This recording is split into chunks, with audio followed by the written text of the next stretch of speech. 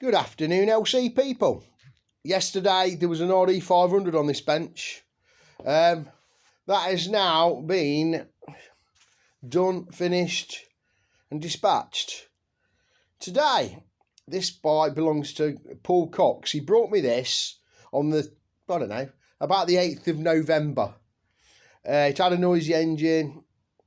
And basically, I pulled it all apart. I don't know if any of you guys will remember. I sent the crank and the barrels away to SEP. I didn't get them back till Monday, so they went on about the 12th of November. It was just a very slow turnaround. These guys aren't very quick. They never have been. I'll be using Grampian in the future. I normally do anyway, so I'll go back to doing that. So, yeah, I started on the bike about 9 this morning. Empty cases. Cleaned up all the studs and the head bolts. I've mentioned that before. And basically cleaned out some threads here and there on the case. So cleaned them up, painted the head and barrels, and then assembled the crank, all new seals, all the gaskets, all the rest of the bits and pieces. And then obviously this afternoon the head and the barrels went back on it. And the side cover here, and it's all gone back in the bike. Tie bars are on it. That's as far as I've got in my 6 hours. I was hoping I might get a bit more done, but what it is what it is. I've enjoyed getting back onto the LC, to be fair. The 500 was okay, but I like messing about with LCs, as you know. It's come quite a way, I suppose.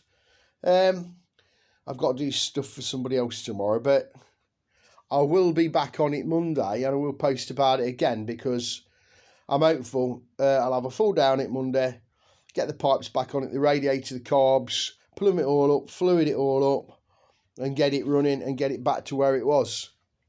I didn't show you before and afters. You'd seen it several weeks ago, and I'd stripped it and I was waiting for the crank and barrels. To be fair, I didn't post the guy only first thing this morning with the empty cases, and he's only just had his own personal video of the state that it's now got to with the engine back in the bike. That's where I've been about today, really. I've just cracked on with it.